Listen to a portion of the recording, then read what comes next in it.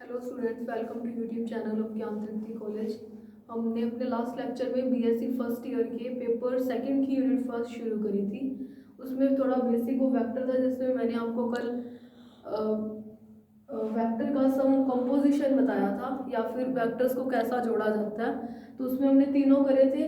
पहला जोड़ने के लिए त्रिभुज का नियम, पैरेललोग्राम यानी समांतर चतुर्भुज का नियम और बहुभुज का नियम। अब जैसे जोड़ा था वैसे अगर मान लो उनको घटाना हो, सब्सट्रैक्शन हो वेक्टर का, तो कैसा होगा। देखो मैं त्रिभुज का नियम ले रही हूँ, ये मैंने ले दिया ए वेक्टर। तो त्रिभुज के नियम में आपको पता है कि हमने जो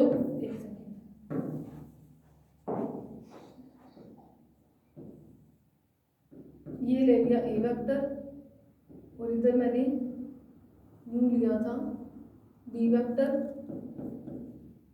ये इसका मान लो मैंने इस तरीके से रिजल्टेंट ले लिया था आर वेक्टर। ठीक है, अगर मैं ये रिजल्टेंट देखूं ए वेक्टर और बी वेक्टर सेम डायरेक्शन में, तो क्या आएगा ए प्लस बी वेक्टर। वैसे ही अगर बी वेक्टर की डायरेक्शन अपोजिट हो जाए तो उस केस में यहाँ पर बी वेक्टर की डायरेक्शन चेंज होने से बी वेक्टर तो खुद नेगेटिव में आ रहा है, तो यानी कि इस केस में अगर मैं रिजल्टेंट लूँ तो वो क्या आ जाएगा, ए वेक्टर माइनस का बी वेक्टर, क्योंकि बी वेक्टर की डायरेक्शन चेंज हो गई है। तो अगर घटाना है तो सिर्फ सदिशों की डायरेक्शन पे बेस्ड है, बाकी इसमें ट्रायंगल के लॉ से बिल्कुल वैसे ही हो जाता है। ये तो इतना बेसिक तो पता है कि यहाँ पर बी अपोजिट है तो प्लस की जगह माइनस साइन आएगा। ठीक है, और अगर इसका कार्टेशियन में यानी कि कार्तीय निर्देश तंत्र में हमें देखना हो कि कोई सदिश है उसका कार्टेशियन कोऑर्डिनेट्स में कैसे उसको शो करेंगे, तो मैंने क्या मान लिया कि ये कोई फ्रेम ऑफ रेफरेंस ले लिया जिसकी क्या एक्स वाई और जेड एक्सेस है। ठीक है, और ओ उसका ओरिजिन है, जिससे मान लिया कि यहाँ पर मैंने मान लिया कि कोई पॉइंट पी पे कोई वेक्टर मान लो आर वेक्टर पड़ा है, चलो यही मान लो। ठीक है, आर वेक्टर पड़ा है, तो हम क्या करेंगे, इस आर वेक्टर के कोऑर्डिनेट्स देखेंगे कि अगर इसको कार्तीय निर्देशांक में या कार्टेशियन फ्रेम ऑफ रेफरेंस में शो करना है तो कैसे शो करेंगे। वैसे तो आपको सिंपल पता है कि ये होगा क्या, R X I cap plus R Y J cap plus R Z K cap R vector, यही होगा। अब वो कैसे होता है, तो ये जो पॉइंट है यहाँ से हम क्या करते हैं, एक एक्सेस पे परपेंडिकुलर डाल देते हैं, वाई एक्सेस पे मान लो मैंने परपेंडिकुलर डाला, मान लो कि वो एन पे आ रहा है, एम पे आ रहा है, चलो ये एम लिखा गया, तो ये डिस्टेंस वाई पे है, तो इसको मैं मान लूंगी आर वाई, और वाई के लॉन्ग यूनिट वेक्टर क्या होता है जे कैप, तो जे कैप लगा दिया। फिर हम क्या करते हैं, अब 3D स्ट्रक्चर है तो हम क्या करेंगे कि एक्स वाई प्लेन के ऊपर एक परपेंडिकुलर डाल देंगे जो कि मैंने मान लिया एम, और इस एम से हम क्या करते हैं, यहाँ पर क्या करते हैं, परपेंडिकुलर ड्रॉ कर देते हैं। तो ये परपेंडिकुलर मान लो एम एन ओ तो है, ये पी मान लो, तो ये जेड एक्सिस पे काटा तो इसको आर जेड ले दिया, और ये क्या है आर एक्स लिख दिया क्योंकि एक्स एक्सिस पे काट रहा है। तो इस तरीके से कार्टेशियन कोऑर्डिनेट पे उसके ये जो कोऑर्डिनेट पे उसका आर वेक्टर होगा, अगर कार्टेशियन फॉर्म में दिखाना है तो वो ये होगा। ये इतना इम्पोर्टेंट नहीं है कि ये कार्टेशियन में कैसे होता है, इसको एग्जाम में 2 मार्क्स में तो क्या आएगा, तो लेकिन आप वो कंपोजिशन के जो रूल थे वो आ सकते हैं। ठीक है, फिर देखो क्या होता है, फिर प्रोडक्ट होता है। प्रोडक्ट यानी कि वेक्टर्स का प्रोडक्ट, प्रोडक्ट यानी कि गुना। अब आपको पता है इतना बेसिक भी कि प्रोडक्ट 2 टाइप का होता है, एक तो होता है क्रॉस प्रोडक्ट और एक क्या होता है डॉट प्रोडक्ट। तो डॉट प्रोडक्ट क्या है, ऐसा प्रोडक्ट जिसमें 2 वेक्टर ले लिया ए एंड बी वेक्टर, उनको गुना करने पर अगर स्केलर क्वांटिटी आ जाए यानी कि अदिश मिल जाए तो ऐसे प्रोडक्ट को बोलते हैं डॉट प्रोडक्ट।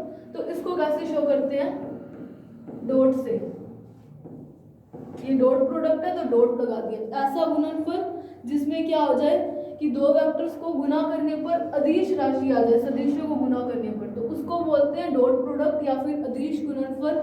तो इसमें इसका फॉर्मूला भी आपको पता है, A B cos of theta, A और बी के बीच में जो एंगल होता है वो आ जाता है। अगर हम क्रॉस प्रोडक्ट, अगर मैं डॉट प्रोडक्ट देखूं तो उसकी प्रॉपर्टीज क्या है, एक बार इसको छोड़ो, अगर मैं डॉट प्रोडक्ट देखूं तो इसकी प्रॉपर्टीज क्या है? पहली प्रॉपर्टी क्या होती है कि ये क्या है, कॉम्यूटेटिव होता है, यानी कि ए डॉट बी जो है बी डॉट ए होगा उसके इक्वल होगा। कॉम्यूटेटिव का मतलब होता है क्रम विनिमय। तो ये देखो ये कॉम्यूटेटिव है क्योंकि अगर मैं ए डॉट बी की वैल्यू लूँ, इसका डॉट प्रोडक्ट खोलूँ, तो मेरे पास क्या आएगा, A B cos of theta. अब ए बी कॉस थीटा को मैं क्या लिख सकती हूँ, बी ए कॉस थीटा। तो इसको मैं क्या लिख सकती हूँ, बी डॉट ए। तो इसका मतलब क्या है, डॉट प्रोडक्ट की अगर प्रॉपर्टीज देखें तो क्या प्रॉपर्टी है कि डॉट प्रोडक्ट में जो प्रोडक्ट होता है वो कैसा होता है, कॉम्यूटेटिव होता है, क्रम विनिमय होता है। दूसरा इसमें क्या होता है, ये क्या होता है, डिस्ट्रीब्यूटिव होता है। डिस्ट्रीब्यूटिव का मतलब होता है वितरित हो जाता है। कैसे, देखो ए वेक्टर डॉट,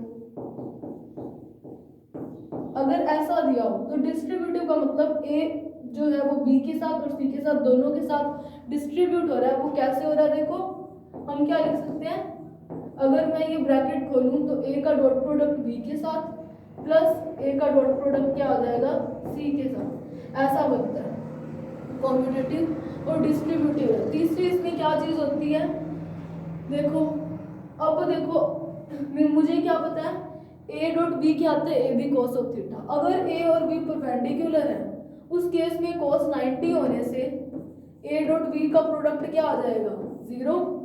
लेकिन अगर वो दोनों पैरेलल हैं या फिर हम क्या करें उनके बीच में एंगल जो है वो 0 है, थीटा 0 है, पैरेलल होगा।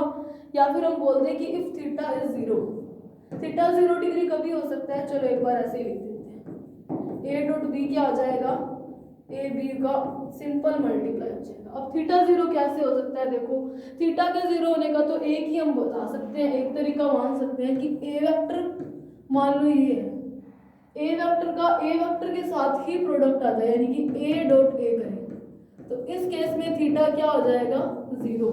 तो मतलब ए और ए वेक्टर सेम ही है। तो दो तुल्य वेक्टर्स का अगर हम डॉट प्रोडक्ट करेंगे, अदिश गुणन करेंगे, तो हमारे पास क्या आता है, ए डॉट ए की वैल्यू क्या आएगी, देखो ए डॉट ए वेक्टर वो क्या आ जाएगा, ए कॉस ऑफ थीटा, थीटा 0 आ जाएगा। तो इसका मतलब क्या है, ए का स्क्वायर आ जाएगा, यानी कि दो तुल्य सदिशों का गुणनफल क्या आ जाता है, जो भी सदिश दिया हुआ है उसके वर्ग के इक्वल आ जाता है। सिमिलरली ए डॉट ए जो है वो क्या है, ए स्क्वायर है। तो वैसे ही अगर हम देखें तो यूनिट वेक्टर्स का करें तो आई डॉट आई क्या हो जाएगा, आई डॉट आई का क्या हो जाएगा, यानी कि एक सेकेंड, मतलब क्या होता है इससे, आई डॉट आई का अभी बताती हूँ, एक सेकेंड। देखो आई डॉट आई क्या होगा,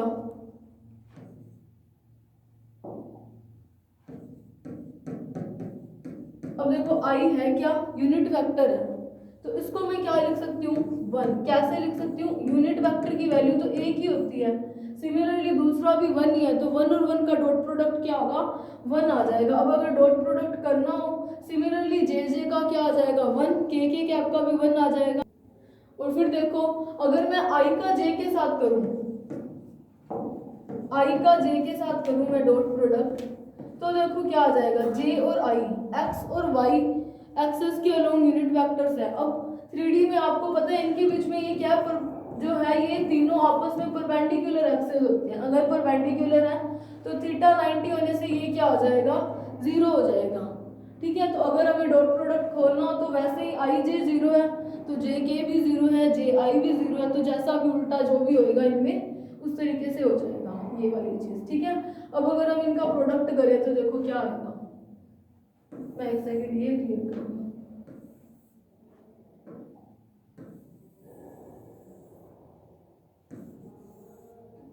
देखो कैसे, मैंने मान लिया कि कोई ए वेक्टर है जो कि क्या है, ए x I cap plus A Y J cap plus A Z K cap, और सिमिलरली मैंने बी वेक्टर मान लिया, वो क्या है, B x I cap plus B Y J cap plus B Z का के कैप, और मुझे क्या करना है, ए का बी के साथ डॉट प्रोडक्ट करना है। तो हमें पता है, इतना लंबा चौड़ा लिखने के बजाय मुझे पता है कि ए का इस सब के साथ होगा, यानी कि आई कैप वाले का बी एक्स आई कैप के साथ भी होगा, ए एक्स का इसके साथ भी होगा, इसके साथ भी होगा। अब मुझे पता है कि आई कैप का जे कैप के साथ जीरो है, सिमिलरली आई कैप का के कैप के साथ भी जीरो है, जे कैप का के कैप के साथ भी जीरो है। तो इसका मतलब इसका इनके साथ तो प्रोडक्ट क्या है, जीरो। वैसे ही इसका भी अपोजिट जीरो है, और आई कैप डॉट आई कैप क्या है, वन।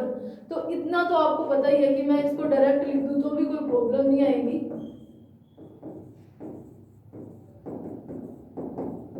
मैंने क्या कर दिया, इनके डॉट प्रोडक्ट को डायरेक्ट लिख दिया। वो क्या लिख दिया, ए एक्स बी एक्स प्लस ए वाई बी वाई प्लस ए जेड बी जेड, क्योंकि मुझे पता है आई कैप का सेम अगर यूनिट वेक्टर्स का या फिर वेक्टर्स का मल्टीप्लाई करते हैं तो उनका तो हो जाएगा, लेकिन एंगल 90 होने पर क्या हो जाएगा, वो प्रोडक्ट नहीं हो पाएगा, या नहीं हो पाएगा तो क्या हो जाएगा, लेकिन जीरो होगा। तो डॉट प्रोडक्ट की ये प्रॉपर्टीज है और इस तरीके से होता है। अगर अभी हम देखें क्रॉस प्रोडक्ट, इतना इसको इलेबोरेट करने की जरूरत नहीं है क्योंकि डॉट प्रोडक्ट सिंपल है, वो सब आपको आता ही होगा। फिर देखते हैं क्रॉस प्रोडक्ट। तो देखो क्रॉस प्रोडक्ट क्या है, डॉट प्रोडक्ट के अपोजिट है। कैसे अपोजिट है कि दो वेक्टर्स है ए और बी वेक्टर, इनका क्रॉस प्रोडक्ट मैंने क्रॉस का लगा दिया, करेंगे तो इससे क्या है, एक वेक्टर क्वांटिटी आएगी। वो क्या आएगी, ए बी, और इनके बीच में एंगल क्या लिया जाता है, sine theta. Dot N cap भी लिया जाता है। एन कैप क्या होता है यहाँ पर, यूनिट वेक्टर। इसको तो इतना बताने की जरूरत ही नहीं है, एन कैप यूनिट वेक्टर है। अब इसकी डायरेक्शन आपको पता होगी कि ए क्रॉस, जिनका भी प्रोडक्ट कराया जा रहा है हमेशा यूनिट वेक्टर जिस प्लेन में वो वेक्टर्स पड़े हैं उसके क्या होता है, परपेंडिकुलर होता है। ठीक है, अगर अब हम देखें जैसे उसमें था कि वो कॉम्यूटेटिव थे डॉट प्रोडक्ट में, वैसे क्या है, ए क्रॉस बी जो है वो कॉम्यूटेटिव नहीं होती, यानी कि ए क्रॉस बी जो है वो बी क्रॉस ए के इक्वल नहीं होती। क्रॉस प्रोडक्ट अगर आप करके देखोगे तो आपको पता चलेगा कि ये इक्वल नहीं होता। अब डिस्ट्रीब्यूटिव ये भी होते हैं, ए cross B plus C vector हो तो वो क्या आ जाएगा, ए क्रॉस बी वेक्टर प्लस ए क्रॉस ये A N cross C vector, यानी कि ये डिस्ट्रीब्यूटिव तो है लेकिन कॉम्यूटेटिव नहीं है। अब देखो अगर ऐसा हो कि ए और बी परपेंडिकुलर हो तो साइन 90 क्या होगा, जीरो। तो ए क्रॉस बी क्या हो जाएगा, सॉरी साइन 90 क्या है, 1। साइन 90 1 होने से ए क्रॉस बी क्या हो जाएगा, ए बी एन कैप। अगर ये पैरेलल हो या फिर थीटा क्या है, 0 डिग्री हो, थीटा 0 डिग्री हो, तब इसका क्रॉस प्रोडक्ट क्या हो जाएगा, 0। तो इससे क्या पता चलता है, जैसे कि डॉट प्रोडक्ट में था आई क्रॉस आई डॉट आई तो 1 आ रहा था, लेकिन यहाँ पर क्या आई क्रॉस आई करेंगे तो 0, जे क्रॉस जे करेंगे तो भी 0, के क्रॉस के करेंगे तो वो भी क्या आ जाएगा, 0। इनका क्रॉस प्रोडक्ट ऐसे होता है, आई जे और के, यानी कि आई और के का क्रॉस करेंगे तो जे आएगा, जे और के का करेंगे तो आई कैप आएगा, के और आई कैप का करेंगे तो जे कैप आएगा। डायरेक्शन अगर ये हम जे क्रॉस आई करते हैं तो माइनस का आ जाएगा के कैप, बस ये तो आपको बेसिक पता है। अब देखो कॉम्यूटेटिव है डिस्ट्रीब्यूटिव है, ये चीजें आपको पता चल गई। अपोजिट के साथ करते हैं तो वो भी आपको पता है क्या होता है। अब अगर इसका एक बार क्रॉस प्रोडक्ट खोल के दिखाऊं तो मैंने क्या ए क्रॉस बी ले दिया, तो ये आपको पता ही है कैसे करते हैं, आई कैप जे कैप और के कैप। अब इसमें क्या ले लेते हैं, A X A Y A Z B X B Y और बी जेड। इसको आपको इस मैट्रिक्स के डिटर्मिनेंट के फॉर्म में बन चुके हैं, ये तो आपको सॉल्व करना आता है तो इसको इतना बताने की जरूरत। तो देखो ये जो क्रॉस प्रोडक्ट होता है इसमें एक, अब देखो वेक्टर क्वांटिटी आ रही है प्रोडक्ट से तो डायरेक्शन चाहिए, तो डायरेक्शन निकालने के लिए इसमें दो रूल होते हैं। एक तो क्या है, राइट हैंड का थंब रूल, ठीक है, और दूसरा क्या है, राइट हैंड का स्क्रू वाला रूल, पेंच का नियम दाएं हाथ का और दाएं हाथ का नियम। तो ये दो रूल्स होते हैं। अब ये रूल कैसे होते हैं वो मैं अप्लाई करना होता है। अब देखो मेरे को ये करना है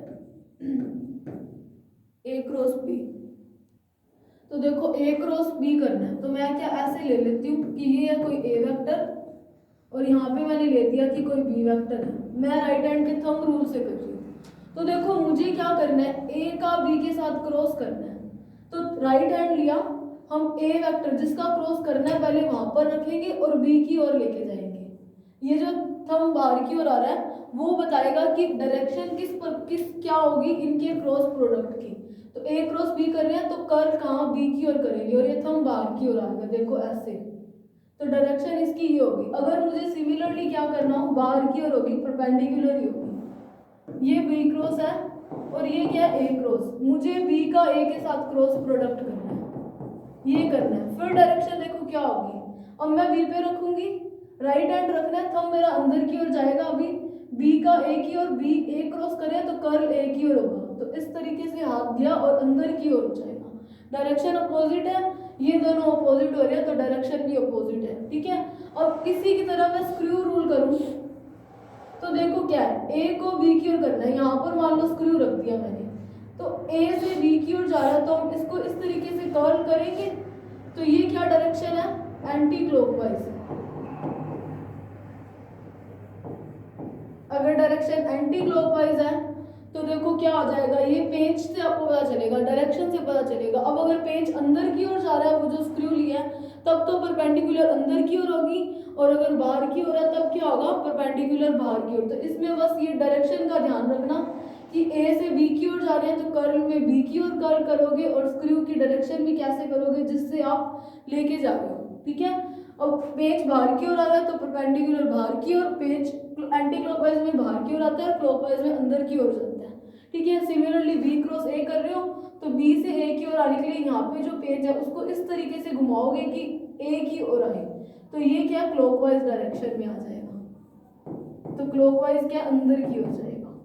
तो ये दोनों डायरेक्शन आपको पता होगी, और ये वैसे भी आपको थोड़ा सा इस चीज का तो आइडिया होगा। अब इसमें जो मेन होता है वो होता है ट्रिपल प्रोडक्ट, सदिशों का त्रिक नियम, त्रिक गुणन, नियम भी गुणन। तो ट्रिपल प्रोडक्ट भी दो टाइप का होता है, एक तो होता है स्केलर और एक होता है वेक्टर। ट्रिपल प्रोडक्ट भी कितने टाइप का है, स्केलर ट्रिपल प्रोडक्ट और एक क्या है, वेक्टर ट्रिपल प्रोडक्ट। तो देखो स्केलर में पता चल रहा है कि प्रोडक्ट करने से स्केलर यानी कि अदिश मिले तो उसको क्या बोलेंगे, स्केलर ट्रिपल प्रोडक्ट। और अगर गुना करने पर वेक्टर ट्रिपल प्रोडक्ट यानी कि सदिश मिलता है तो वो क्या हो जाएगा, वेक्टर ट्रिपल प्रोडक्ट। तो पहले हम स्केलर वाला करेंगे। स्केलर ट्रिपल प्रोडक्ट में देखो क्या होता है, इस तरीके से लिया जाता है ए डॉट बी क्रॉस सी। अब देखो ये कैसे, ए का बी के साथ क्रॉस प्रोडक्ट करा तो क्या आ जाएगा, वेक्टर। अब एक वेक्टर का ये भी वेक्टर है, वेक्टर और वेक्टर का डॉट प्रोडक्ट करेंगे तो क्या आ जाएगा रिजल्टेंट हमारे पास, स्केलर। तो रिजल्टेंट में जो हमें मिली क्वांटिटी वो स्केलर है तो उसको क्या बोलेंगे, स्केलर ट्रिपल प्रोडक्ट। वैसे ये भी कर सकते हैं ए क्रॉस बी डॉट सी, ठीक है, या फिर इधर सी लिख दो, एक ही बात है वो, चाहे आप किसी साइड मर्जी लिख दो। तो ये भी स्केलर ट्रिपल प्रोडक्ट ही है, तो इसको हमें प्रूव करना है। और अगर वेक्टर ट्रिपल प्रोडक्ट होगा तो वो क्या होता है, जिनको मल्टीप्लाई करने पे क्या आ जाए या उनका प्रोडक्ट कराने पर वेक्टर आए, अब वो ऐसा हो सकता है, ये भी वेक्टर क्रॉस प्रोडक्ट से, फिर इस वाले वेक्टर का वेक्टर के साथ ही क्रॉस प्रोडक्ट हो रहा है तब भी रिजल्टेंट हमें क्या मिल जाएगा, वेक्टर। तो ऐसे प्रोडक्ट क्या बोलते हैं, वेक्टर ट्रिपल प्रोडक्ट। ट्रिपल क्यों कहा है, क्योंकि तीन क्वांटिटीज का प्रोडक्ट होता है। अभी हम पहले स्केलर ट्रिपल प्रोडक्ट देखेंगे और स्केलर ट्रिपल प्रोडक्ट के ज्योमेट्रिक में देखेंगे कि क्या होता है। तो देखो क्या होता है, तो हम क्या कर रहे हैं, स्केलर ट्रिपल प्रोडक्ट। हम इसमें क्या लेंगे, स्केलर ट्रिपल प्रोडक्ट करने के लिए इसका एक तो ज्योमेट्रिकल इंटरप्रिटेशन होता है कि अगर ज्योमेट्री से सॉल्व करना है तो कैसे होता है। तो उसको सॉल्व करने के लिए पहले मैं एक डायग्राम बना रही हूं।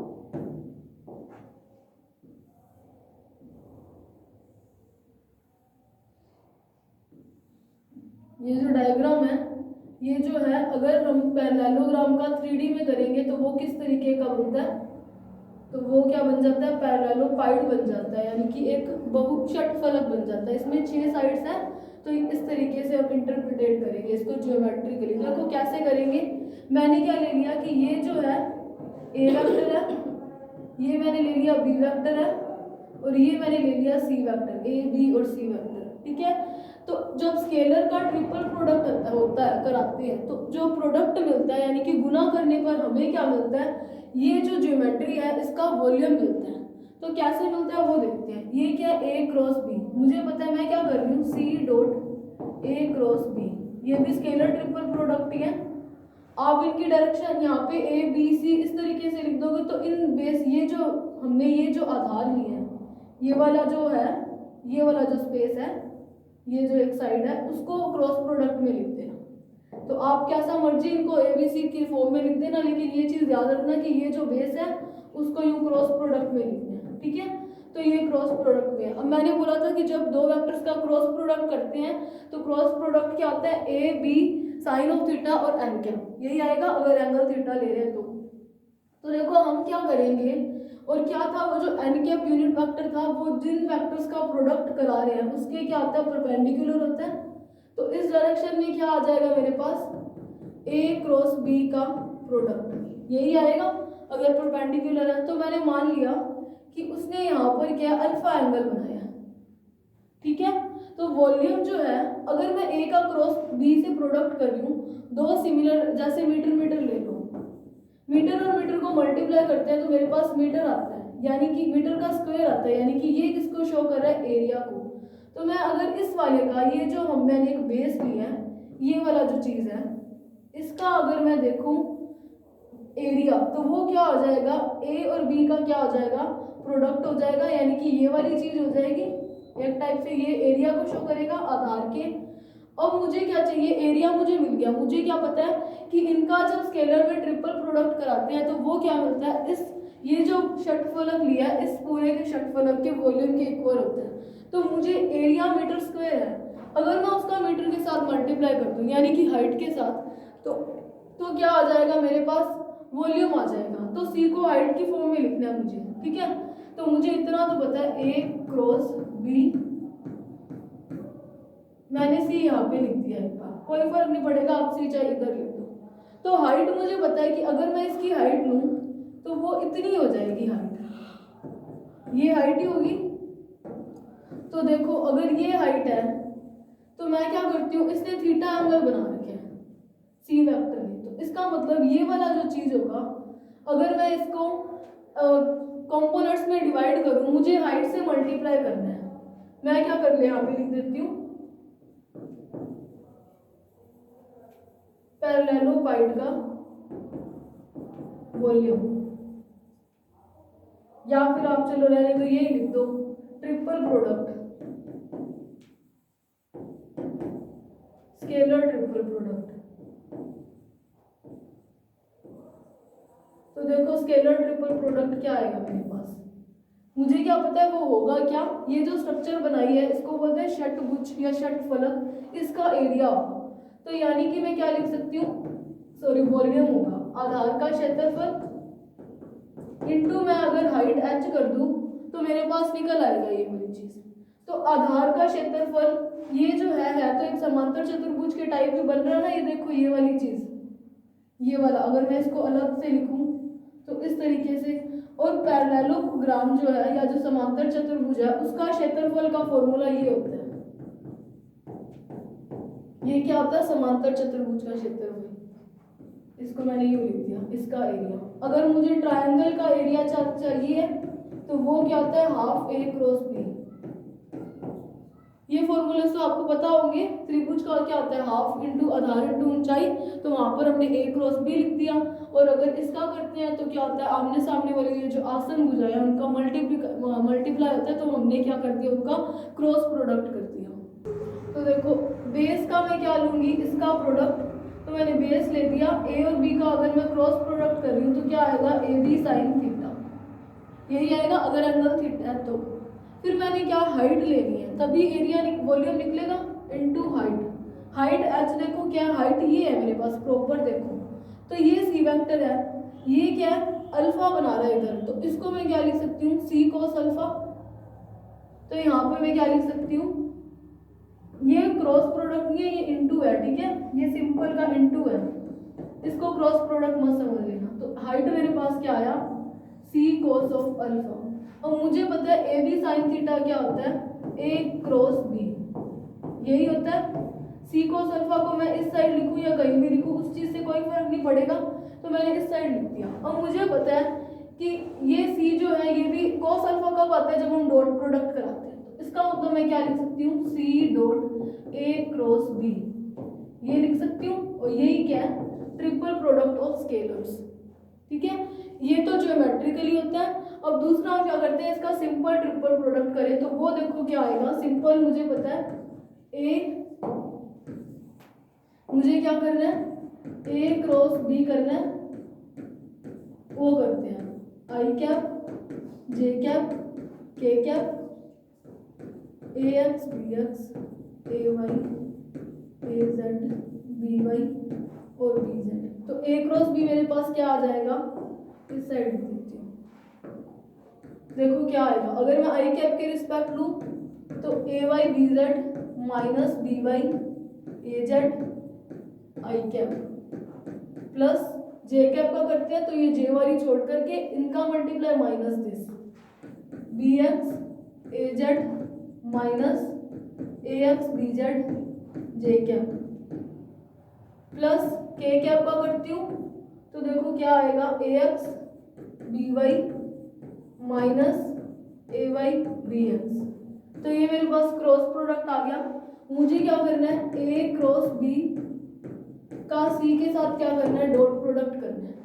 तो मैं डॉट प्रोडक्ट करा दूँ तो मैं क्या कर सकती हूँ, मुझे पता है आई कैप डॉट आई कैप 1 होता है, तो मैं उन दोनों के साथ ही लिख दूंगी A Y B Z minus B Y A Z dot dot हटा के मैंने सीधा प्रोडक्ट कर दिया, सी एक्स लिख दिया।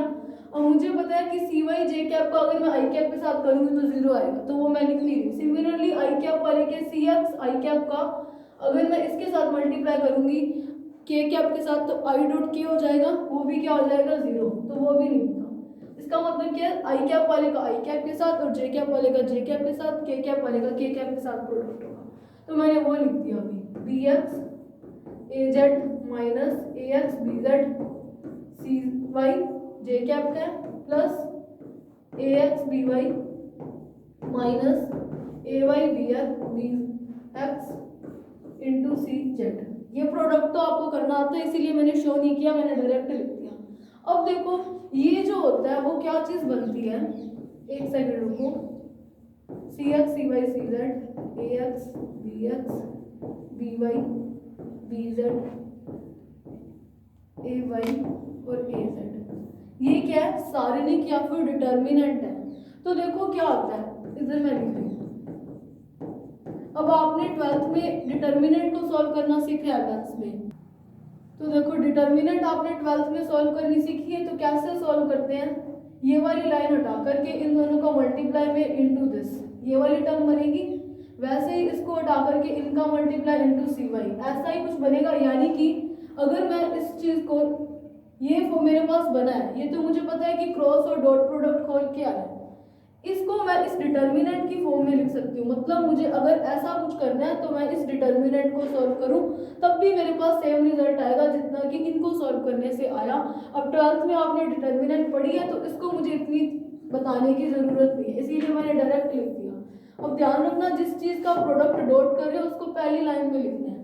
वैसे ही मुझे अगर ये करना हो ए डॉट बी क्रॉस सी, तो ए एक्स को क्या ऊपर वाली साइड लिख देना, ए एक्स वाली लाइन यहाँ चली जाएगी, फिर बी क्रॉस है तो बी और फिर सी वाला वेक्टर आ जाएगा। ठीक है, तो इस तरीके से क्या, उसको अगर आप ज्योमेट्रिकली ना दूसरे तरीके से सॉल्व करो मैथमेटिकली, तो वो ये इस तरीके से सॉल्व हो जाएगी। अब देखो इसमें एक चीज़ आती है, वो क्या होती है कि अगर इसको साइक्लिक ऑर्डर में कर रहे हो ट्रिपल प्रोडक्ट को तो वो इक्वल होता है। अब साइक्लिक ऑर्डर क्या है, ट्रिपल प्रोडक्ट को हम यूँ शो कर सकते हैं, इस वेक्टर में इस ब्रैकेट के अंदर ए बी सी लिख दो, इसके बीच में कोई कोमास मत लगाओ।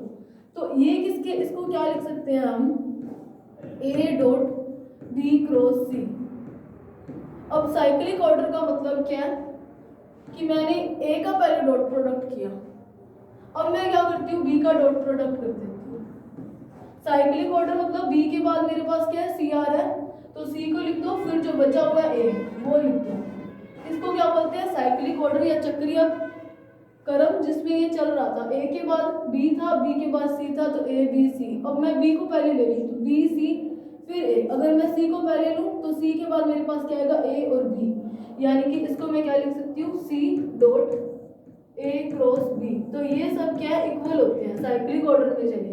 अगर ये साइक्लिक ऑर्डर ना हो मतलब A dot B cross C आए वो इक्वल नहीं होगा C dot B cross A के, उसमें क्या है नेगेटिव साइन आ जाता है। मतलब अगर हम ऑर्डर चेंज कर रहे हैं तो वो इक्वल नहीं होगा, लेकिन अगर ऑर्डर सेम है तो वो क्या होता है इक्वल होता है। तो ये था हमारा ट्रिपल प्रोडक्ट ऑफ वेक्टर्स। तो अभी हमारा क्या है इसमें हमने स्केलर्स का ट्रिपल प्रोडक्ट करा है। अब देखो अगर ये तीनों जो हैं ए बी और सी ये तीनों अगर परपेंडिकुलर आपस में, तब देखो क्या होगा ए डॉट बी क्रॉस सी करें तो मुझे पता है साइन 91 होता है, यानी कि ये वाली चीज तो मेरे पास आ जाएगी बी सी एन कैप। इसका ए के साथ प्रोडक्ट करा रही हूँ तो ए और बी सी ये भी आपस में क्या परपेंडिकुलर है। अब इनका प्रोडक्ट करते हैं तो मेरे पास क्या आता है कोस थीटा, और कोस थीटा यानी कि कोस क्या हो जाएगा 90, कोस 90 क्या होता है 0। तो अगर तीनों के तीनों को प्लेनर होंगे या परपेंडिकुलर होंगे उनके बीच में एंगल 90 आएगा तो स्केलर का ट्रिपल प्रोडक्ट क्या है 0। ये ध्यान रखना ये ट्रिपल प्रोडक्ट को ऐसे शो कर सकते हैं, इनके बीच में कोमा या डॉट वगैरह मत लिखाना, बस ब्रैकेट के अंदर ए बी और सी लिख दो, ठीक है। अभी ये तो था scalar product, scalar triple product. अब इसमें नेक्स्ट आता है वेक्टर ट्रिपल प्रोडक्ट, उसको भी ज्योमेट्री से और मैथमेटिकली दोनों समझेंगे और उसकी प्रॉपर्टीज क्या है, ये ट्रिपल प्रोडक्ट की प्रॉपर्टीज है टाइप से, ठीक है, वो भी देखेंगे। तो वो हम अपने नेक्स्ट वाले लेक्चर में करेंगे। सो आज के लिए इतना ही, थैंक यू।